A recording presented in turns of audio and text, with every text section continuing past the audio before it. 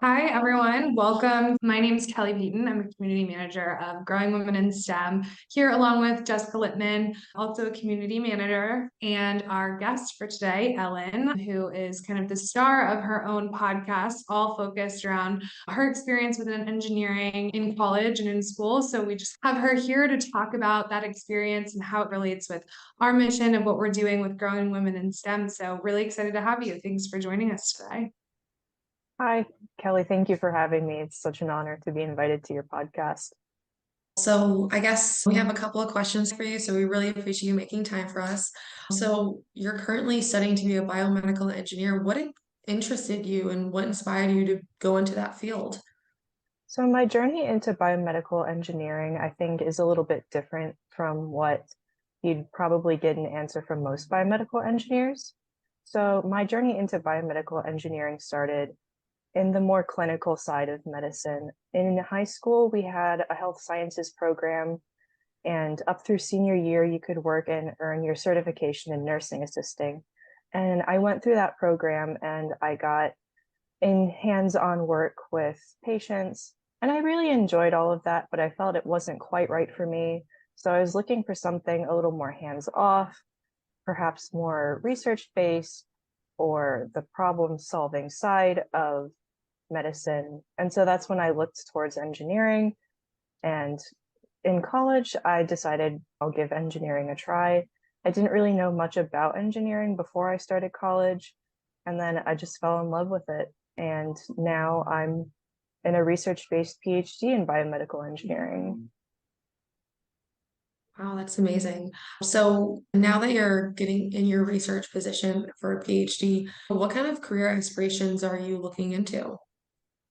So for a PhD in engineering, you mainly are looking at career paths within academia, so staying at a university and continuing research there, founding your own lab, and doing your own kind of research. You can also look into industry where you fulfill the research requests of the company you work for, or you can also look into government roles, which I'm not quite as familiar with because I'm personally looking a lot at staying in academia or potentially pursuing industry right now. Do you have like an ideal thing that you want to accomplish within your career, or are you still sort of figuring that out? I know it's a long process in terms of figuring out a career long term, but do you have an idea of what you'd ideally like to do? So I really see myself being able to lead my own lab group someday, whether that is academic or industrial in nature. I really just want to be able to pass on the things that I've learned over the course of my career to other people just to help advance our knowledge of science. That's awesome. Well, as far as, growing women in STEM, something that we're really passionate about is like bringing up topics around what people are facing in the industry and kind of connecting people to help share their stories and help one another within the industry. Obviously, that's something that you're doing with your TikTok as well. Mhm. Why are you so passionate about kind of supporting women in STEM, and where does that come from for you? So I think my passion for supporting women in STEM started at the beginning of my college career. When I first started engineering, I had made, I don't want to say mistake, but it was something that I had kind of regretted in that moment. But um, for my undergraduate university, in our first semester of our engineering degree, we had to take a seminar course where it was about an hour every Friday where they wanted to lecture to us about the different resources at our university. This class is just a culmination of all the different engineering majors just in one giant lecture hall. And so the mistake here is that I decided to just look around the room, and I had noticed this room was probably like 85% male peers, and like this wave of like terrified horror just kind of waved over me. Blech. Like I just got this wave of terror over me. I'd kind of known that like engineering was male dominated, but I didn't think it was like that male dominated. And just to see how the gender imbalance is that large, even just at the beginning of, the engineering career, if you look at it from the start of college, knowing that it could potentially only get worse from there, I found just to be really shocking. And then I also noticed that like you could easily spot other women within that class because you notice that they tend to group together. And I had done the same thing. I had found a couple of girls when I was walking into that lecture and we're like, let's sit together. And other girls in the class had done the same thing. And so from that point on, I had known like just because there's so few of us women, we have to stick together. And at that point, I had started getting involved with my university's section of the Society of Women Engineers. And so I really found that community of other like-minded women who just wanted to support each other, however that works, however we best can, I should say. And so then at that point, I still stayed really involved with my Society of Women Engineers section all the way through my senior year of college. And when COVID first started, I think is when I transitioned over to TikTok. When I first joined TikTok, I honestly wasn't going in with any kind of plan on even being a content creator on TikTok. But I had noticed that there was a lot of other STEM creators on TikTok. So I figured this could at least be a good way to reach out to other women in STEM, just so we can be supportive of each other, talk about our stories. So that way, for younger women and girls in high school and college, that STEM is something that is absolutely an option for them. That kind of sounds daunting going into a huge lecture hall and just seeing a sea of guys and just like Mm-hmm. small clumps of women. Are you Yeah. still like in contact with any of them? Yeah, I maintain contact with a lot of my female peers from my undergraduate degree still. That even shows extra passionate about supporting women in STEM, like so like you're supporting your day ones. Absolutely. I I love love that. that. I mean, me and Kelly, we both are really into growing women in STEM, and obviously that's why we created this page. So, um, kind of what barriers have you been facing like throughout your academic engineering career that you feel like have been kind of, the what's stopping you, hmm barriers for women in general? So I would say just like as an engineering degree in general, I think some of the barriers that a lot of people from any background face are the difficulty of courses and just feeling like you're alone in some of these courses. I will say from my experience in engineering, even on the first day of your degree, there's people who walk in and it's like they suddenly have like 3 years worth of the degree knowledge already. And it's like, wow, I came here knowing kind of nothing about engineering and I'm expected to go to class with these people who basically already have their degree. Like, I think that is daunting in general. That's a barrier, I think, for really just everybody in STEM is just feeling like you're alone, that comparison culture that comes with it.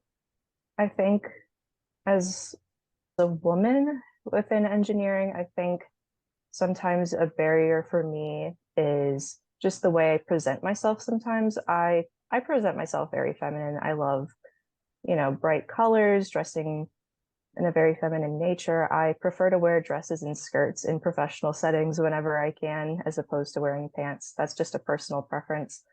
And I'll notice when I do things like that, I tend to get kind of not necessarily unwanted attention, not that people will approach me or anything, but I'll notice when people kind of look at me like, are you Give you wearing the that up right now? down. Really? Yeah, giving me the look down. I'm like, that's not necessary.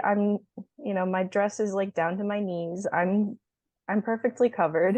Right. And even just like in regular lecture settings earlier in my degree when a lot of my classes were purely lecture based, I'd sometimes just wear like just a cotton sundress to class because I was in Florida and there would be like 90-degree days like constantly. So it's like I just want to wear something comfortable. So even just wearing like a knee-length dress, I'd still, get those look downs. And I'm just like, that's so unnecessary. And granted, that's not the hugest barrier in the world, but when It's you're, uncomfortable. yeah, it's really uncomfortable when you get that kind of attention from any of your peers, really. It just kind of makes you feel like you don't belong, even if they don't say that.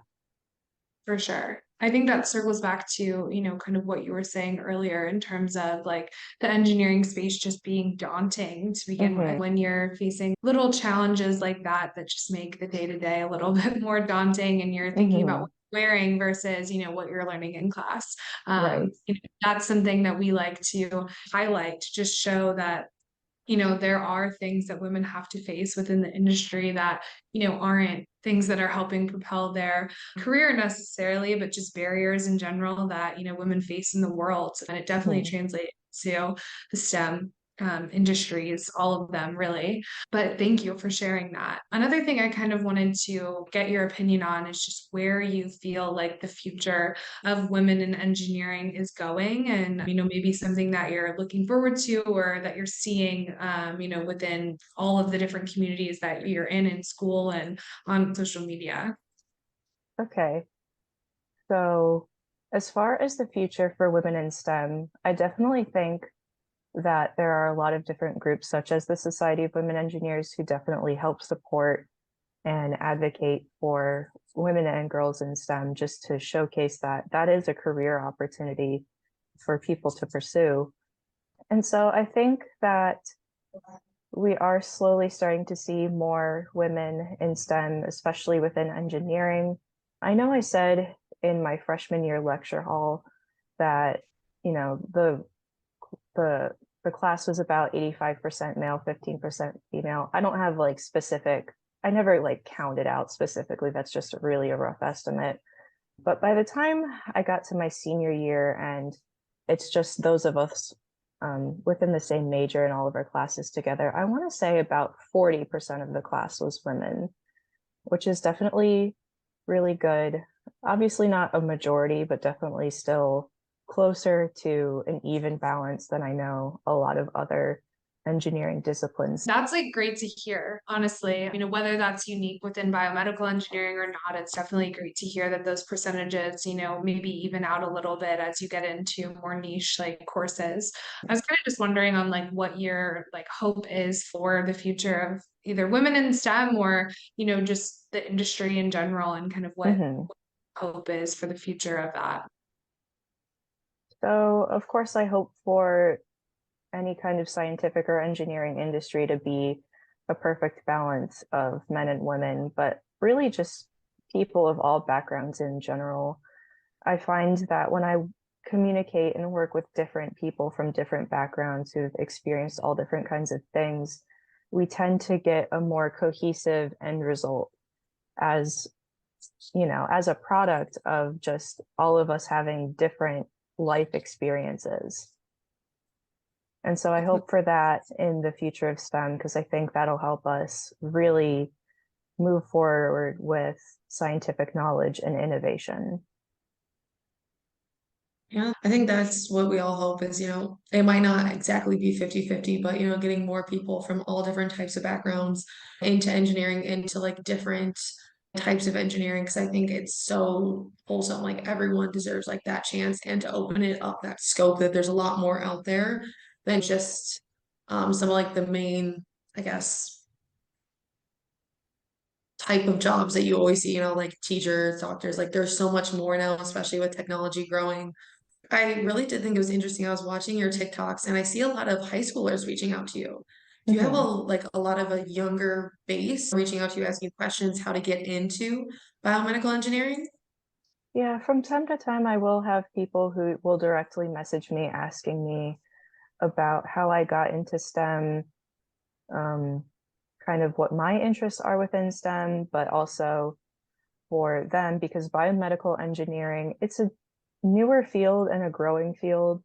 It's growing very rapidly, but it's still not accessible everywhere. Like you'd be able to find mechanical or electrical engineering.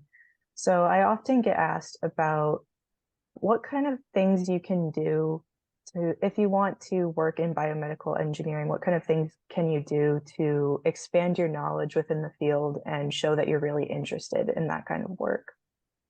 And so the answers that I typically give for those kinds of questions are first to just try and read up on the research within a current area.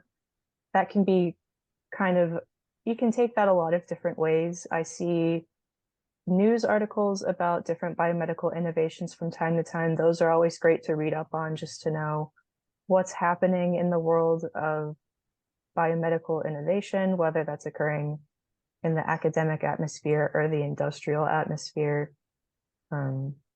Reading research papers published within academia can be a bit more challenging, I think, for high school and undergraduate, and sometimes even graduate students. But yeah, I think just staying up to par on any kind of research or innovation that's coming out is a really great way to show that you're passionate about biomedical engineering. Definitely. That's awesome. Well, one other kind of TikTok that I saw on your page that stood out to me, and it's something that we're, talking about a lot within the growing women in STEM community is like, I think it was somewhere around like 20% of females who are interested in STEM careers don't end up pursuing a career within STEM or within, an engineering or a science-based career. Do you hear anything from either your followers or, your peers and on why that is? Mm-hmm.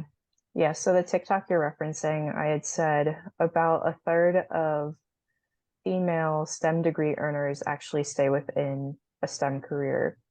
And so I think partially the reason that is because we focus so much on women in STEM recruitment, but so little on women in STEM retention. And I feel like, we focus so much on just trying to get everybody in the space that we want them to be in, but we spend so little time actually checking up on these people, making sure that their needs are met. So I know like a lot of companies will say, we really advocate for equality of everybody, but how do you do that? You can say that you support something all day long, but if you don't give examples of how you're doing that and then statistics to prove it, it's really just kind of a moot point. Like companies that say that they're really family culture oriented, but then also don't support women for actually raising the family, if they have to take that time away from work and then suddenly everything that they've worked towards in their company is just gone. Yeah. So it's less of the why, more the how, like how are they Mm-hmm. keeping people, how and do you think that would start, more in like the college atmosphere? Like how are they keeping women in these college, engineering studies? Yeah, I definitely think that the sooner you can focus on where the problems start, definitely downstream from there, over time, you can fix the issues. So I definitely think in college, we can do more efforts as far as women in STEM retention. Within college, I know you're not necessarily thinking about like you might be thinking about like 5 years after graduation, but you might not necessarily be thinking about like 10, 20, 30 years after college graduation. So I know, at least for myself, I've always known that I've wanted to have a family of my own, but I feel like I never had really all that many role models within college or like people to ask, like, how would I balance that? I want to be able to focus on my career and build a family as well. But how do I balance these things so that I can maximize the output of both? So I think within the college atmosphere, I mean, of course, many college students probably aren't thinking about that kind of thing, but that would be more of like an early career type of initiative to focus on. But I think you could even focus even before college. I think it's as early as middle school, I think, is when girls are started to be discouraged from pursuing STEM careers. So I think you could even look as young as that, as early as that, and start thinking about how we can actually keep women interested in STEM as they move along through their academic journey. So representation would be huge, just showing like as early as like middle school, biomedical engineering, women in STEM of like all different types of STEM, all backgrounds. And then, as you get older, show them more like mentors or representation, how they're like balancing families, different types of jobs. I think that might be a good way to help keep people within STEM. Yeah, exactly. Just this past year, I volunteered with the Society of Women Engineers group here within Indiana, where I'm located. And we had an event for middle school girls that was led by female engineers, college through different career stages. And at the end of the day, we had this kind of question and answer session. And I feel like, of course, the different job exposure is very good for girls of that age, just knowing what all of the different jobs are. We had a list of prepared questions as well. And I had noticed a lot of these questions are like, if you're thinking about college, these are the kind of questions you'd ask. And in like middle school, you're not thinking about college most likely. I certainly wasn't. I was just trying to, survive middle school, really. So I think we need to do a lot better at bridging the gap even further down into those younger ages. Well, hopefully, with what you're doing on your platform and what we can do within our community as well, we're at least amplifying those important things and, making a little bit of change as much as we can to help support women in their careers, in their education. So hopefully, get to that point, like you mentioned earlier, where there's a little bit more of an equilibrium and women are feeling supported in their careers and more inspired to continue pursuing those passions. So thank you so much for joining us. I think it's been a really productive conversation. Where can people follow you? Where can they follow along with your journey? Let us know. Yeah, I'm mostly active right now on TikTok. My handle is engineering.ellen. That's currently the only social media platform I do women in STEM advocacy on at this current time.